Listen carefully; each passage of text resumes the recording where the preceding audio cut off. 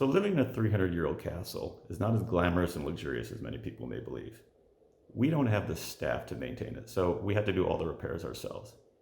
Today, I'm going to attempt to replace some missing window panes from one of the leaded glass window frames up in the top of our church. Let's see how this goes.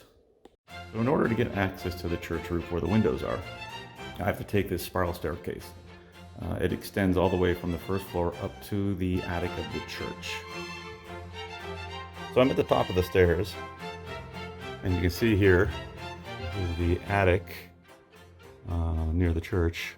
At one time, those two windows you see were open, and pigeons were roosting in here, so there's a tremendous amount of pigeon poop and debris and carcasses still up here. So if you don't like pigeon poop, carcasses, spider webs, dirt, this is not the place for you. We'll go up these stairs, which then leads us up into the actual roof of the attic. And the windows I'm going to be dealing with are the ones over there where the boards are lying against it. So here you can see the actual panes of glass that are missing from the frames. What I'm going to attempt to do is pull this chicken wire off, which was put in to keep the animals from flying in. And then I'm going to try to put in plexiglass as opposed to glass for my first attempt. The thought here is if the plexiglass fits and it works, then I should be able to cut glass panes, because I know what the dimensions are, and replace these plexiglass inserts with glass at a later date. What you see the seams before, in between, is this leaded glass. It's literally lead, has a slot in it, super pliable. So that's what you see. These seams here are all lead. The more robust structures are actual metal. So I'm gonna get this chicken wire off, and let's see what happens when we try to fix this first pane right here.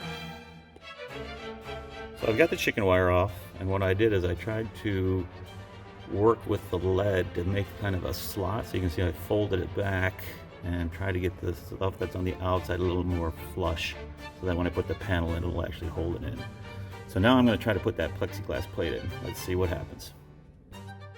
So as often happens with these projects, you run into the unknown or the unexpected. So my problem is now I have a groove in here that's great, except for that there's glass pieces wedged in here. So I'm gonna have to go back downstairs all 3 stories to find a tool to try to wedge the glass out of here so that the plexiglass can slid in there. So in the meantime, I'm gonna switch over to this pane, which doesn't have that same issue, and try to put that piece of plexiglass in. All right, so a lot better luck with that. The plexiglass is in. Put the metal rod across to support it. As you can see, I'll tap it. It's better than chicken wire, and it will hold for a little while longer. I think what I'll do once I get this pane fixed is I'll put the chicken wire back in place just to reinforce against any heavy winds. Most of the winds come from the west, which is actually pointing more towards this direction, so it gets some of it. But I'm pretty happy with that install. It looks pretty darn good. Okay, I was finally able to gouge out that glass that was in the upper right hand corner slot and get the plexiglass in. So it looks pretty good. So what I'm gonna do is I'm gonna chicken wire that one up. And I already put the chicken wire on this one just to give it some more added support if it gets really windy, but I'm pretty happy with that. And it's a heck of a lot better than having just an open hole to the elements.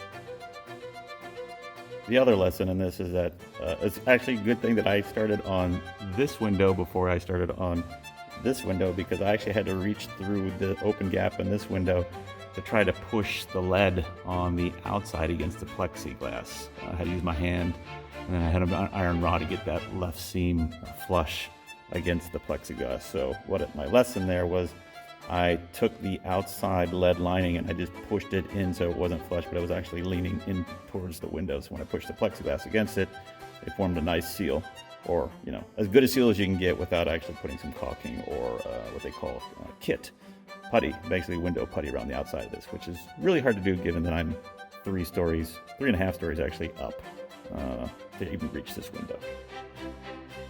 So here's the completed repair.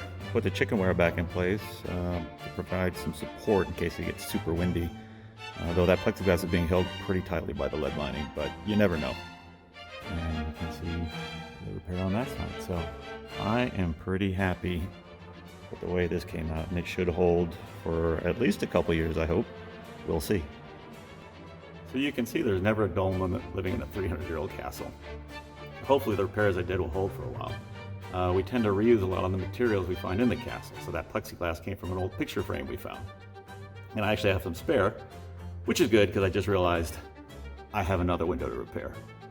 But that's a project for another day. Anyway, hope you enjoyed this video.